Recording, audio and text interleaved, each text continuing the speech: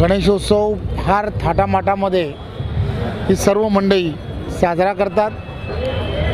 नवसाला पावणारा आणि एक फार श्रद्धा भिवंडीकर असतील, आजूबाजूच्या ठाणे जिल्ह्यातील सर्व ग्रामीण भागातील सर्व मंडळी असतील, यांची या गणेशोत्सवाच्या सार्वजनिक गणेशोत्सवाला येणं, इथल्या असणाऱ्या विविध प्रतिकृती वेगवेगळ्या देवस्थानाच्या पाहून आपण पूर्ण देशभरामधील असणारी सर्व देवस्थानं ही या धामणकर नाका या गणेशोत्सव मंडळामध्ये साकारताना आम्ही सर्वजण वर्षानुवर्ष पाहत आहे।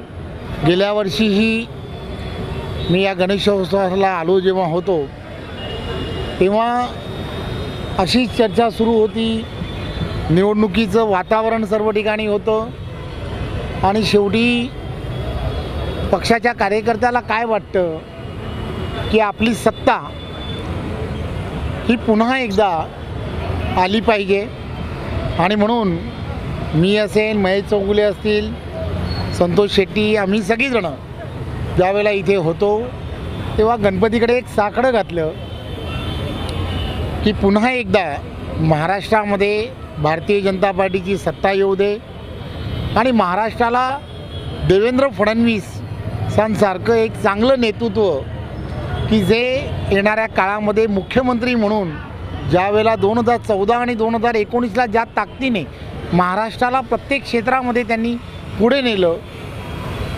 24च्या नंतरसुद्धा महाराष्ट्राला त्यांची गरज आहे। गणपती राया नवसाला पाव, तू असं करशील याची खात्री आहे आणि गणपतीला साकडं घातलं की एक चांगली 5-5.25 किलोची मोठी तिथे गदा तिथे ऑलरेडी पूर्वीपासून होती, पण एक मोठी गदा आम्ही तुला अर्पण करू। गणपतीने आमचं म्हणणं आणि पूर्ण महाराष्ट्राच्या जनतेचं म्हणणं हे ऐकलं आणि त्यामुळे मी त्या दिवशीच संतोष शेट्टी आणि त्यांच्या सगळ्या सहकाऱ्यांना फोन केला होता की मी शेवटच्या 1-2 दिवसात जेव्हा येईन त्यावेळेला मला तो जो नवस केला आहे तोही मला फेडायचा आहे।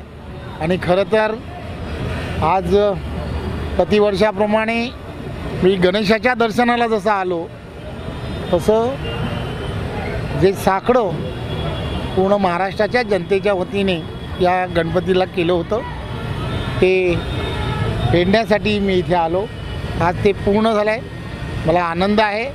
माझ्याबरोबरच्या सर्व सहकाऱ्यांनाही एक आनंद आहे की जे आम्ही म्हटलं ते आम्ही पूर्णही केलं, परंतु महाराष्ट्रातील महायुतीच्या सर्व कार्यकर्त्यांनी या संपूर्ण निवडणुकीमध्ये जी मेहनत घेतली त्यामुळेच हे सहजपणे शक्य झालं। श्रद्धा असतात, भावना असतात, त्यामुळे आपण त्या व्यक्त करतो आणि व्यक्त केलेल्या भावना आणि श्रद्धा या पुन्हा आठवणीने फेडायच्याही असतात। त्या फेडण्यासाठी मी इथे आलो आहे।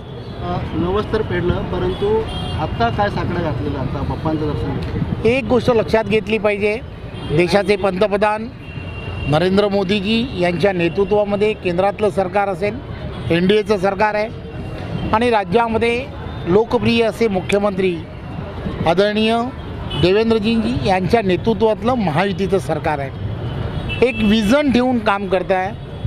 महाराष्ट्राला ट्रिलियन इकॉनॉमीच्या दिशेने घेऊन जाण्याचं स्वप्न हे देशामधील असणारा प्रत्येक नागरिक पाहतो आहे। महाराष्ट्रामधलं त्याचं योगदान हे सर्वात मोठं असणार आहे आणि म्हणून गणरायाच्या चरणी एवढीच प्रार्थना आहे की हे जे देवेंद्रजींच्या नेतृत्वामध्ये ट्रिलियन इकॉनॉमीच्या दिशेने जे महाराष्ट्राला प्रत्येक क्षेत्रामध्ये प्रगतीच्या दिशेने नेण्यासाठी त्यांनी जे विजन तयार केलं आहे त्या सगळ्या विजनला यश देवो एवढीच प्रार्थना।